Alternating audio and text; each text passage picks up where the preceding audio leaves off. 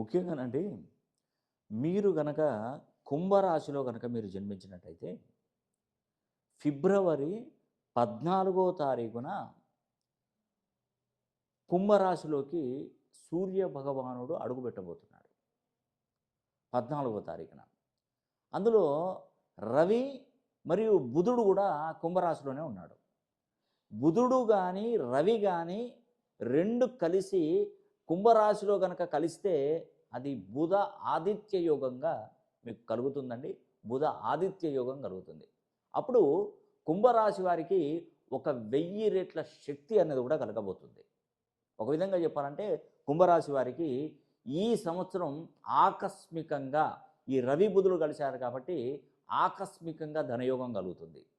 ఆర్థికంగా నిలదొక్కుంటారు. మీకు దీర్ఘకాలికంగా పట్టి పీడిస్తున్నటువంటి మొండి వ్యాధులు కూడా నయమయ్యే అవకాశాలు 100% ఉంటుంది.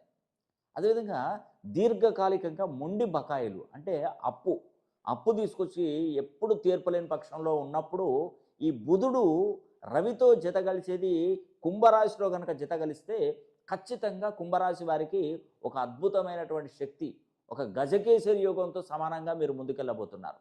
నిజంగా ఇది ఒక మంచి అద్భుతమైనటువంటి యోగం అండి. బుధ ఆదిత్య యోగం కుంభరాశిలో జరగడం. దీనివల్ల ఏంటంటే విదేశీ ప్రయాణాలలో కూడా చాలా అద్భుతంగా మీరు ముందుకెళ్ళగలుగుతారు. మీకు చేతిలో ఒక చిల్లి గవ్వలేకున్నా మీకు పెట్టుబడిదారులు వచ్చి మీకు పెట్టుబడి పెట్టి మీరు వర్కింగ్ పార్ట్నర్ అంటే మేనేజింగ్ పార్ట్నర్గా అంటే మొత్తం చూసుకునేటువంటి వ్యక్తిగా మీకు కొన్ని పనులు అప్పచెప్పడం జరుగుతుంది. మీరు ఒక రూపాయి కూడా మీరు జేబులో నుండి తీయనవసరం లేదండి. పూర్తి స్థాయిలో మీకు పెట్టుబడి పెట్టే వాళ్ళే తప్పకుండా వస్తారు. ఎందుకంటే బుధ ఆదిత్య యోగం అనేది కూడా కుంభరాశి వారికి చాలా వరకు మేలు జరుగుతుందండి. అదేవిధంగా దీర్ఘకాలికంగా ఏదైనా డబ్బులు మనకు రావాల్సినటువంటి డబ్బులు కూడా పెండింగ్లో ఉన్నటువంటి డబ్బులు కూడా వచ్చే అవకాశాలు ఈ సంవత్సరం మరి ఈ యొక్క ఫిబ్రవరి 14వ తారీఖున మీకు తప్పకుండా కలగబోతుంది. నేను కోరుకున్నది ఒకటేనండి, మన పేరే మనకు అదృష్టాన్ని ఇచ్చేటువంటి గొప్ప ఆయుధం, ఒక వరం లాంటిది. ఆ పేరు సరైన డిగ్రీస్లో కనుక లేకపోతే మనం ఎంత కష్టపడినా కూడా బూడిదలో పోసినటువంటి పన్నీరుగానే మారుతుంది. కాబట్టి ఒక్కసారి నా మాట విని మీ పేరులో ఉన్నటువంటి సంఖ్యాబలాన్ని సరి చేసుకోండి. అదేవిధంగా కుంభరాశి వారికి ఏంటంటే ఇప్పుడు ప్రజెంట్ ఏలినాడు శని నడుస్తుంది. ఏలినాడు శని నడిచినప్పటికీ బుధ ఆదిత్య యోగం ద్వారా వీరు అపర కుబేర్లు అవ్వబోతున్నారు.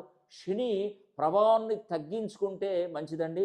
శనివారం శని ఉన్నటువంటి వారికి, శని నడుస్తున్నటువంటి వారికి ఆవులకు పచ్చి మేత తినిపించడం, ఆవులకు అరటిపళ్ళు తినిపించడం, నల్ల ఆవులకు అరటిపళ్ళు, అదేవిధంగా నల్ల కుక్కలకు